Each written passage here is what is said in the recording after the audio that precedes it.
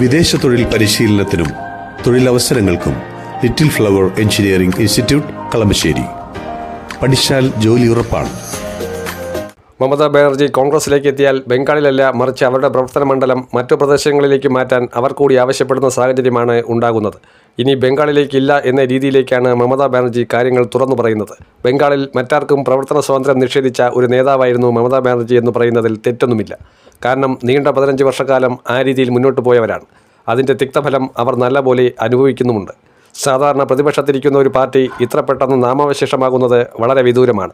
80 seat പ്രതിപക്ഷത്തുള്ളപ്പോഴും Trinamool Congress ഇപ്പോൾ ഛിന്നഭിന്നമായി പോകുന്ന ഒരവസ്ഥ. അതുകൊണ്ട് തന്നെ മമതാ ബാനർജിക്ക് കോൺഗ്രസിലേക്ക് എത്തിയാൽ മറ്റു പ്രദേശങ്ങളിലെ ചുമതലകൾ അവർക്ക് നൽകുന്ന രീതിയിലേക്കായിരിക്കും കാര്യങ്ങൾ പോകുന്നത്. നീണ്ട 15 കൊല്ലക്കാലം മുഖ്യമന്ത്രി, മുൻപ് കേന്ദ്രമന്ത്രിയായിരുന്നു. അങ്ങനെ പല സ്ഥാനങ്ങൾ അവർ അലങ്കരിച്ചിട്ടുണ്ട്. അവരെ കോൺഗ്രസ് ഉപാധികളോടെ തന്നെയായിരിക്കും ആ സ്ഥാനത്തേക്ക് എടുക്കുന്നത്.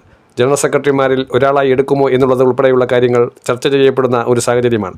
ഏതായാലും ബംഗാളിലേക്ക് കോൺഗ്രസിൻ്റെ ഒരു മുഖമായി മമതാ ബാനർജിയെ പ്രതിഷ്ഠിച്ചിട്ട് കാര്യമില്ല എന്ന തിരിച്ചറിവ് സാധാരണക്കാർക്കിടയിൽ ഉണ്ടായിരിക്കുകയാണ്.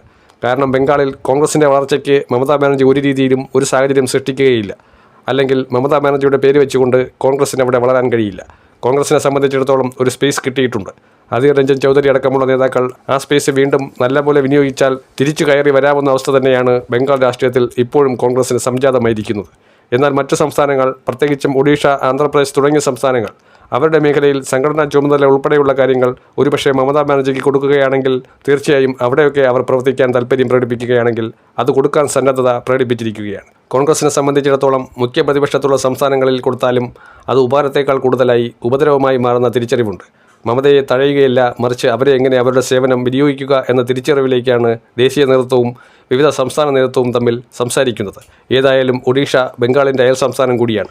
അവിടെ കോൺഗ്രസിന് കാര്യമായ പരിവർത്തനമുണ്ടാക്കാൻ കഴിയുമെന്ന തിരിച്ചറിവുണ്ട്. അതെല്ലാം കണക്കുകൂട്ടിയായിരിക്കും തീരുമാനമെടുക്കുന്നത്.